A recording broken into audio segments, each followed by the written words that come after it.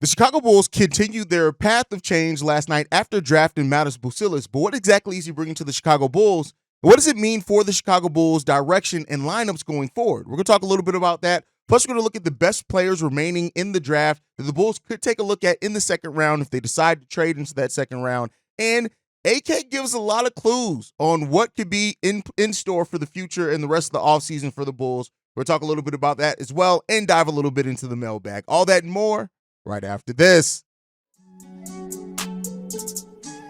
You are now tuned in to Chicago Bulls Central, your number one place for all Chicago Bulls news and content.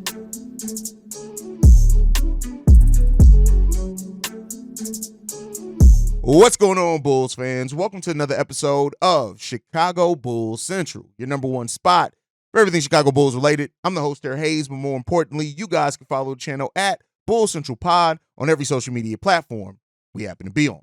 With that being said, let's go ahead and get into this content for today. So the Bulls drafted Matas Buzelis last night with the 11th overall pick in the draft, and I've seen a lot of kind of questions in regards to that. There's either been really good praise from the Chicago Bulls fans as far as because they got a guy who was projected to go in the top 5 by a lot of mocks, and then you got guys that are trepidatious about this, mainly due because it's not a position of need. It isn't a center. And a lot of Bulls fans look at this as not a win-now move. And I want to talk a little bit about that. First off, this isn't to come at anybody, but I am going to use a specific guy here because that's my guy, and I know that he's going to understand, and I respect his opinion. So Brandon L. Jett, the general, shout out to Brandon L. Jett, is very bullish on this, pun intended, on this pick, saying that this is a trash pick. And I don't agree with that. And the reason why I don't agree with that is that maybe this isn't necessarily a win-now move. And I think for a lot of Bulls fans, they've had the perspective because of having centers in this draft that absolutely could have helped the Bulls right away, that if the Bulls didn't go win now, it makes it a bad choice. And I'm not saying that that's what everybody feels. I think when you look at the prospect of Buzelis, we'll talk a little bit about it, but he had one of the highest star upsides in this draft.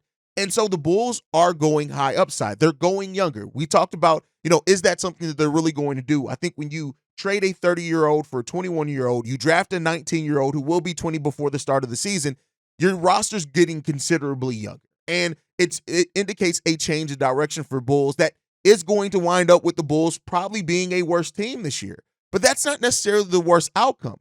The Bulls need talent. That's the first thing above all things. Yes, we have specific position needs, and if the Bulls did plan on keeping this thing together with Zach or DeMar or whatever else, I think that they would have gone after a center. But I think now looking at this is that it's showing that the Bulls are changing direction and still going to be a team, the Baby Bulls 2.0, some people have called it, who hopefully is a scrappy team that can beat some teams, things like that. But I don't think winning a ton of games is necessarily the goal going forward. With the 2025 draft coming up and the Bulls having a top 10 protected pick, I think that this is also a move to say we went high upside. We went somebody who has tons of potential in this draft, but still can contribute now. I've also seen fans, this isn't a Brandon L. Jett, compare this to like Dalen Terry, and it's not a Dalen Terry at all. Matas Buzelis is already much more skilled than what Dalen Terry was coming in. He's also more ready to go, being in transition, how he does operate in pick and rolls, those type of things, and how he understands how to score in the mid-range. Yes, his three-point shooting needs to work on. It was better in high school than what it was with the G League Ignite, but he's shown enough to say that Matas Buzelis can play right now at the NBA level. Dalen Terry was a completely raw pick that you needed to completely work on some things just for him to get to that NBA level. Buzelis is not that. Buzelis can contribute right away. When you look at his leaping ability, how athletic he is, he tested out as one of the better athletes in this draft with a 38-inch vertical, already being 6'10" with shoes on. The vertical leap, how he went through other drills, how he can pass, those type of things. The decision-making, the defense is going to be something that he has to work out at the NBA game. I also think that he is somebody who is going to be a good three-point shooter because he has those proper mechanics. Peter Patton's going to get with him. I think it's going to be good. And he's going to thrive in a faster-paced offense, which we'll talk about here in a second as well. You look at it as well. He also averaged 2.1 blocks per game. Buzelis is a great weak side defender. Off ball, he's excellent. On ball, he's going to need some work. But Buzelis knows how to use his length and arm space to get to that. He can. He's shooting 44.5% from the field. He needs to tighten up. But again, he has one of the higher ceilings in this draft. 197 pounds at the draft combine. He's going to have to bulk up for sure. But outside of that, if he fine-tunes the jump shot, puts on some weight. This guy has tons of great potential in this. He's Franz Wagner 2.0. He can be better than Franz Wagner, higher ceiling than that. But I'll say this, even if that's what he turns into, that's still a player that can contribute to winning for you, and that's what it comes down to. He can fit in a lot of different systems. That's a really good thing about it. He understands how to move without the ball, and he reads offense. Really good basketball IQ on top of all of that. That's something that Dalen Terry didn't necessarily have. He's high energy. He plays smart, all those type of things. Buzelis is a really good quality piece here for the Chicago Bulls. Is he going to be everything that we need right away? No, it's going to be a 2-year, 3-year process to get him to develop everything, but he's going to be adding to his game over that time. But best believe Buzelis is a really, really good picker for the Chicago Bulls. And I know some Bulls fans are going to have to see it before they believe it. And it's up to AK. It's up to the coaching staff. It's up to the player development department to get the most out of Buzelis and develop him so he can hit that ceiling. But I'm not worried about Buzelis' mindset. I'm not worried about him attacking it. He's going to do all the things that he can personally do to maximize on his potential. And I think that this is a really good pickup for the Chicago Bulls. Now, what does that mean for the direction of the Bulls? And that's the next question that we go into. And I think when you look at the two acquisitions that the Bulls have made so far, and Josh Giddey in Buzelis, it seems like this team is not only getting younger, but they're getting faster. The Bulls are going to play a faster pace, a more up-tempo game, I think for sure. And they've added a lot of people that can play make and move off the ball, move around the ball, make smart passes. This is going to be a team that I think is going to get the ball around to get everybody involved very quickly, and they're going to have big decision makings. And while people have asked, what does this mean for a player like P. Will? I actually think this actually puts P. Will potentially in a better position, that he's always going to be on the court with somebody that can play make, and it's going to naturally be quicker, which P. Will has thrived in as well. I don't think that this is any indication that P. Will is done for the Bulls. I'm not saying that 100% he's staying on either. When you look at Buzelis, Dalen Terry, Julian Phillips, and Patrick Williams, those are all guys that can play the 3/4. Dalen Terry can also play the 2, maybe even some 1 at some cases. Look at Ayo Dosunmu, how he was in transition. These moves help him out as well. But the question about what is happening with the rest of the Bulls roster, AK gave a little bit about that. I feel like when he asked about DeMar DeRozan and being basically non-committal and said, as I said before, we're going to look at everything. Everything is on the table. It's still an option. So I think that really this team is telling you that they are moving on and moving into a different direction, in my personal opinion. That's my personal opinion. But I think that while we still lack shooting, and I know that's something that is definitely cause for concern, and rightfully so for a lot of Bulls fans, this is still a team that can attack. I think Kobe is going to be really good in this as well. He's still going to have some ball handling duties. He's going to get to work on his off-ball game, which is something that last season, you can go back and look. I want to see Kobe learn how to score off ball more. Now, he's good that we know that he can be dominant with the ball and score, but he gets to work on his off ball game as well. But I really think that change that so many people doubted after hearing AK's postseason presser on that he knew things needed to change. I can't even tell you guys how many of you since then till now have said many times, oh, we know AK's not going to change nothing because he hasn't changed anything before. Well, we're seeing different from this team at this front office as of right now. We haven't only seen changes with people who've been on this roster for a while. We're seeing a change in direction of play style in a lot of ways as well by what we have so far. We still got tons of things to answer. What's going on with the center position? Is it Vooch? Is it Adama Sanogo? Are you going to go out there and try to get another center? What's happening with our vets and DeMar, Zach LaVine? Like what type of thing is that? And so the direction that this team is going is a new direction. And I know a lot of Bulls fans are saying, well, as long as you still have Vooch here, we don't know what's going on with Zach yet. We don't know what's going on with XYZ yet. How can you really go in a new direction?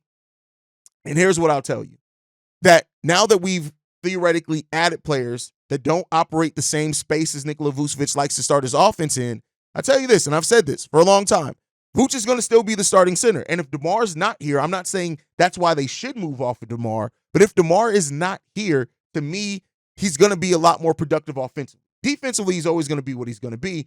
And the Bulls seemingly right now have not really worried about the defense. Seems that they're worried about getting a different type of offense, and maybe they feel confident in being able to get a center later down the road, whether it's in next year's draft. Maybe it is as soon as free agency that could really help out defensively for the Bulls. But the Bulls seem to be focused on ball movement, getting up tempo, and those type of things. And that's what the direction it seems like we're going. And, DeMar, it really seems like his time for a Bull may be coming up.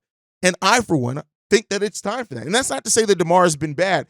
We got to get out this mindset that means that we can only move on from bad players. And if you say that somebody needs to either come off the bench or something, it means that you're disrespecting them as a player. Like DeMar, at this point, where it seems like the Bulls are going, if he's trying to get a title, this isn't the place for him. Now, if he's not worried about it, if he's more worried about the security, not having to change teams again, then yeah, hopefully they can work something out.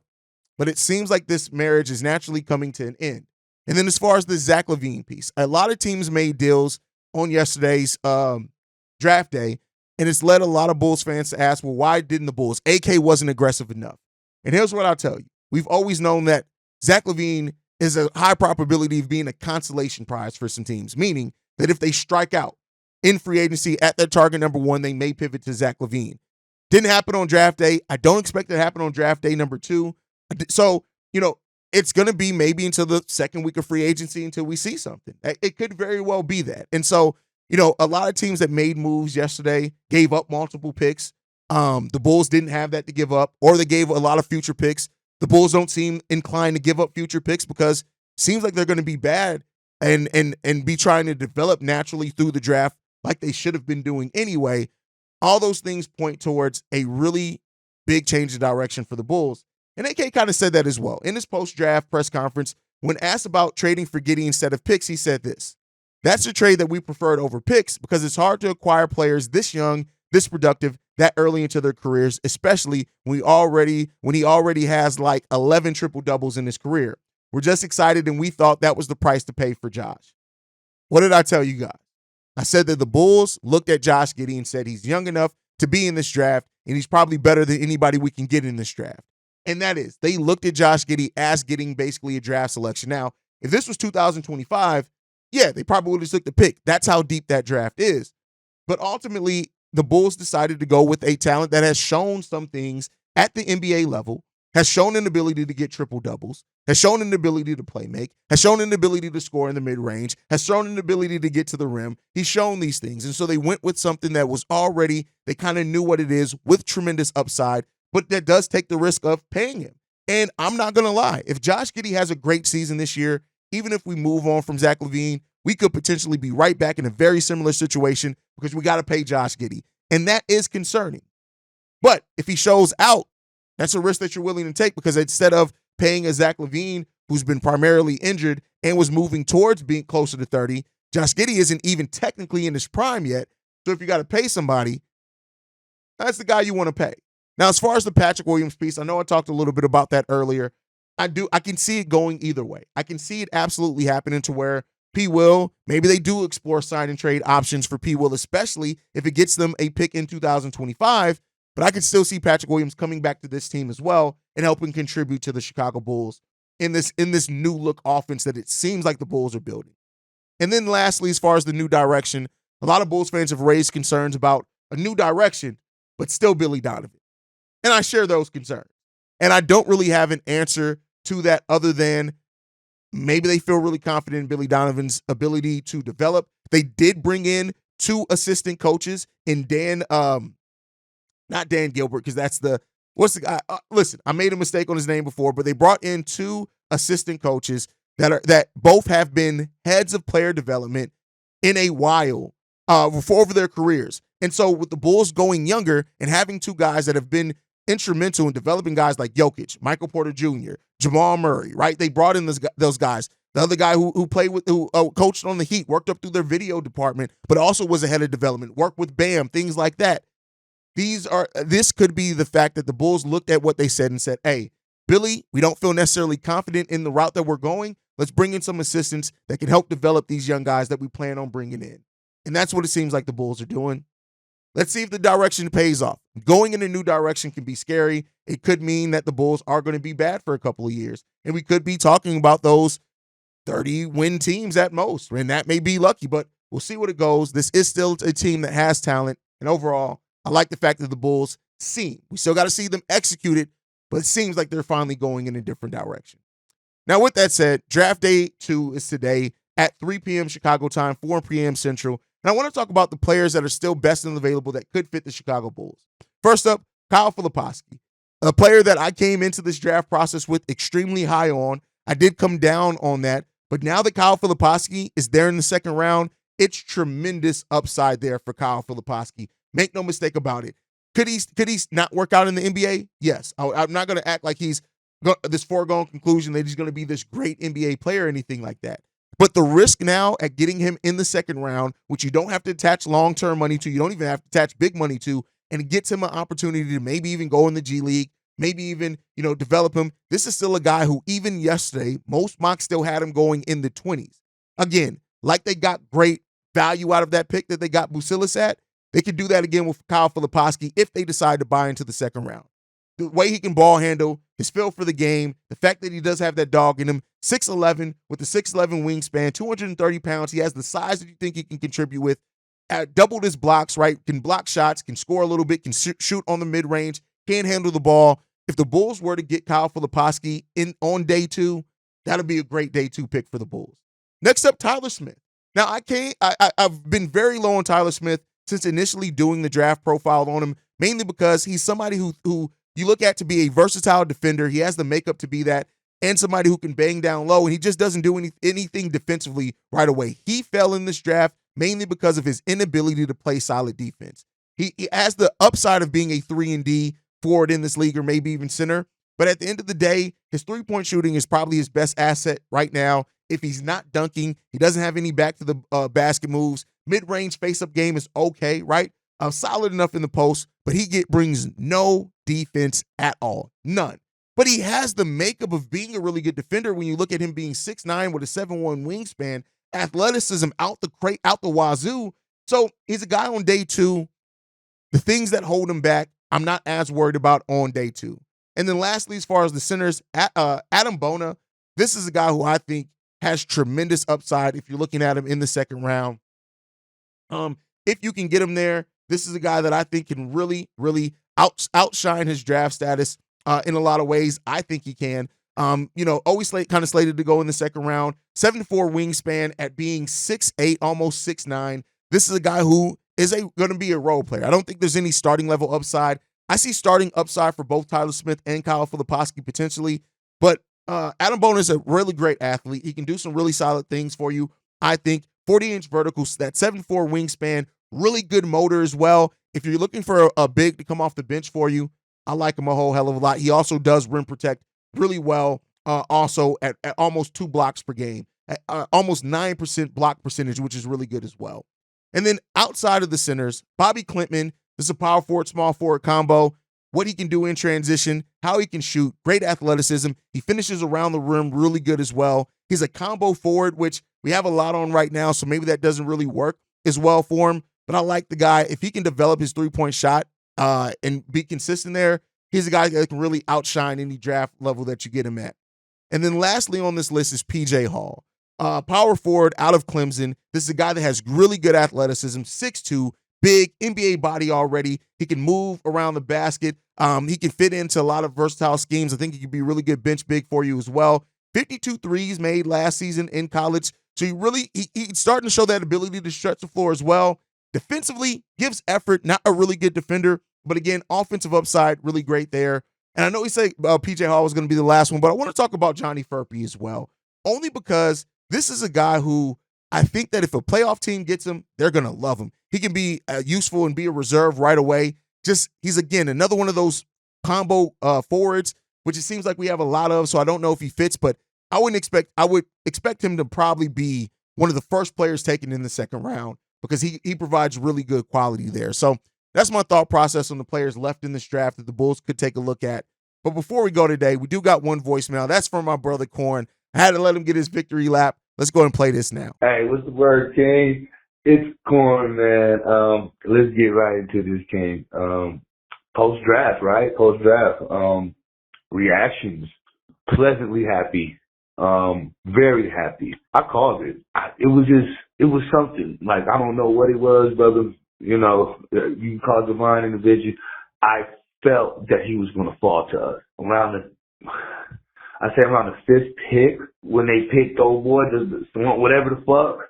I start looking, was like, and I start putting in the chat, he might fall to us. He might fall to us.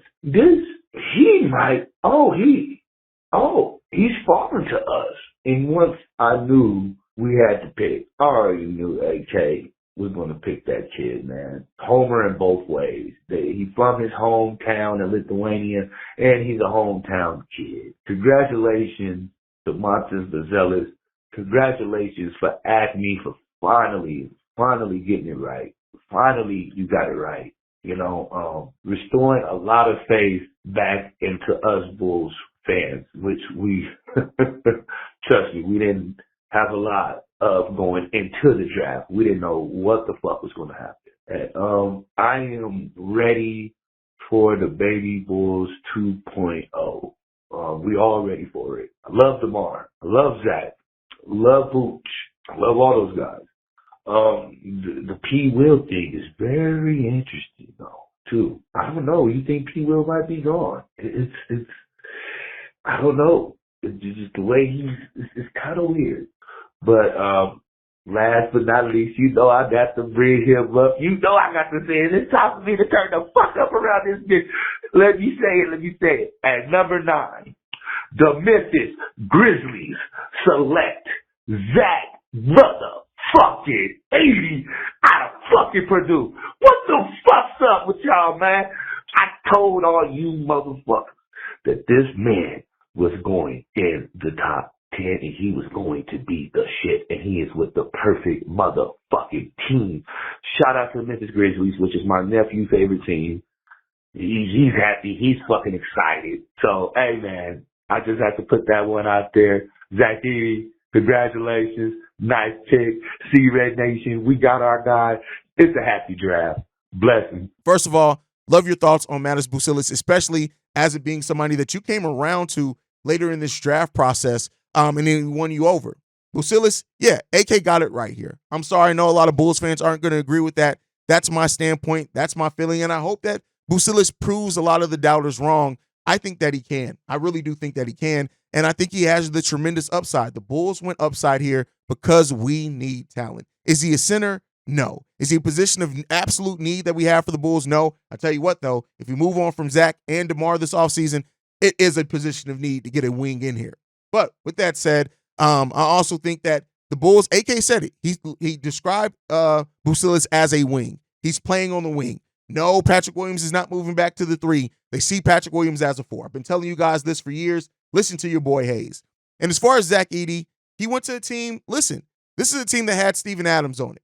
They appreciate big, strong centers. I still worry about what he's going to be defensively. But, hey, shout out to Zach Edey for working himself up.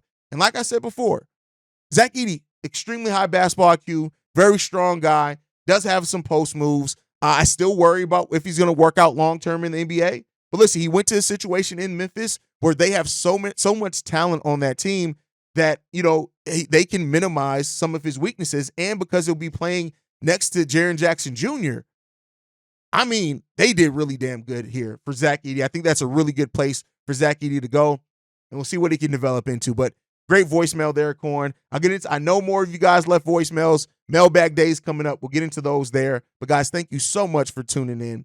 Make sure you guys are following the show at Bulls Central Pod. You can send us any feedback, questions, comments, concerns, bullscentralpod@gmail.com. Lastly, if you want to leave a text message and our voicemail for the mailbag, the number to do so, 773-270-2799. We're the number one spot for everything Chicago Bulls related, thanks to you guys. And hit that subscribe button, by the way. We're trying to get to 20,000 subscribers before the start of the season.